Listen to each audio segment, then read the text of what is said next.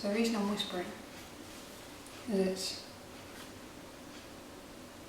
it's just gone 5:15 in the morning, and I woke up a good 45 minutes ago for reasons I don't understand. So I thought, why not film another episode? And it needs doing. It's gluten-free pita breads. It needs doing, so why not do it under the cover of, well, slight darkness. So hopefully you can hear me. I don't want to shout because I don't want to wake the house up. So what I'll do is I'll give you a quick rundown of everything, and then so that I don't keep talking, I'll just film me making the dough and put some more banging tunes over the top of it, and then catch up with you later when hopefully everyone's awake and we can have a look at them. So I'll give you a quick rundown of everything I've got. So I've got some eggs. I've got this, which is called psyllium husk, which is really expensive, by the way. Like, I feel sorry for celiacs if you have to buy this stuff. Like, this stuff's expensive. I mean, it's Holland and Barrett, so you know, very good. I needed strong white bread flour, but gluten-free, and I cannot find it for love nor money. So we're going with strong white, self-raising, because it's taken me a week and a half to find that. So it's probably not going to be right, but I thought, well, it doesn't matter, because this recipe says you need 21 grams of yeast for pita breads. Now that seems like a lot of yeast, so to be honest, the flour's the least of my worries. We'll be here for months if I'm waiting on getting a bit of strong white bread flour that's gluten-free, because I can't find it anywhere. So we're going with what we've got and getting it made. Got some sugar, and we've got some salt. We also, the recipe says nigella seeds, and I haven't been able to find them anywhere. So I'm going with cumin seeds because I can.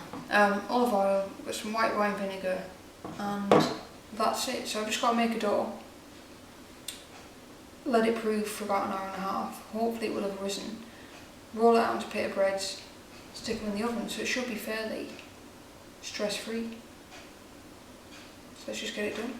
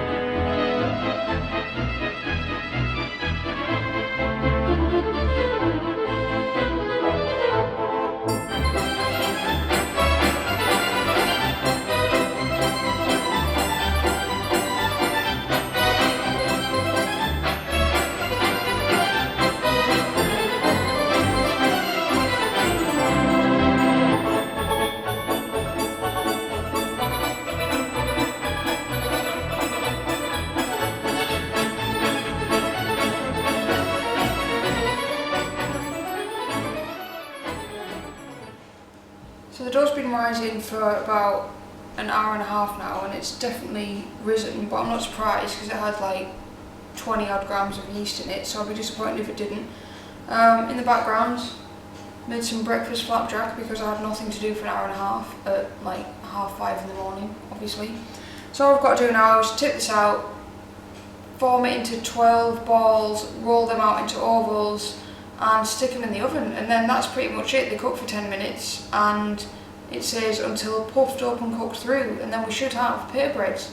So it's supposedly as simple as that.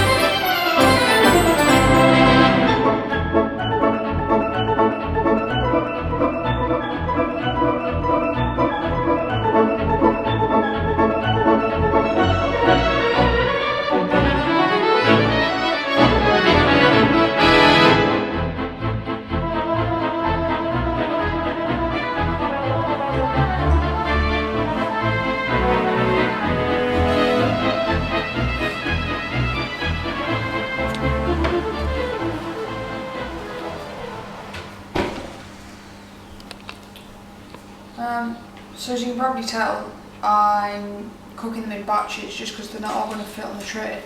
They've definitely puffed up. Yeah, I mean they look and smell like pita breads. What I'm going to do is leave them for now because I'm going to eat them at lunchtime. I'm going to wrap them in a tea towel to keep warm, and I guess the real test will be at lunchtime is do they cut in half like a pita bread, but they sound pretty hollow inside.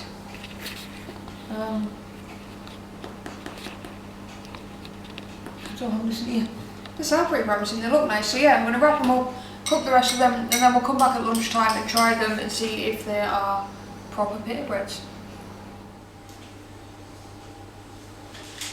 I've been up for a long time. It's been a lot. It feels like it's bedtime already. Okay, we have pita breads, and we have some lunch to go with it. So I've got some stuff to use up this week. So I've got salad, some hummus, and some baba ganoush that I made earlier in the week. So I thought it'd be a great little accompaniment for the pita bread. So I have already cut one of them in half, but I think they look alright. I mean, they look like pita breads, slightly different coloured pita breads, and they smell quite nice. So, you know, I've maybe been giving this gluten-free thing a bit of a hard time. I've maybe been a bit unfair. So let's have a little, we'll slice diagonally because it looks arty. I mean, they look really nice. They're really bready, but I thought that pita breads are meant to have like a natural kind of pocket inside them. At least that's what I thought anyway, to kind of obviously fill them. But in terms of like a bread, it looks really nice, but it just, I'm not sure if it's meant to have that pocket inside it or not. Maybe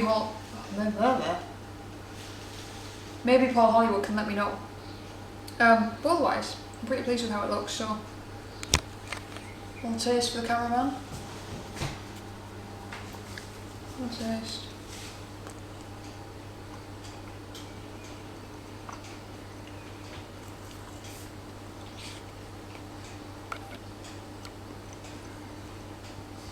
I mean, the taste's quite nice, the texture's definitely not,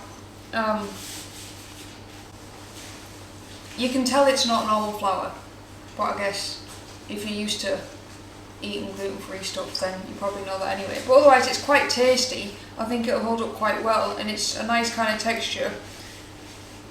Obviously I have the choice of eating normal flour, so I definitely would not trade these out for normal pita breads. However, if you can't have normal flour, you have to have gluten-free flour, these would be a fairly decent alternative. So I guess success in terms of baking what I had to bake. Don't know if it's meant to have a pocket in the middle, he didn't say, but it looks like nice bread, so I'm going to say success. I'm not quite one round on them. I maybe was a little disparaging, but I've made them now. Celiacs, you have my sympathy. Okay. Let's see what we can hit. I've just this second realised we're moving next week and our new house doesn't have a dartboard. Yet. Anyway, that just occurred to me. I do have one now though, so let's get on with it and throw it out.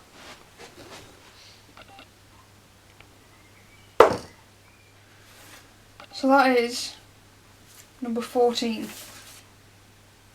Ooh, creme caramel. Yes, please.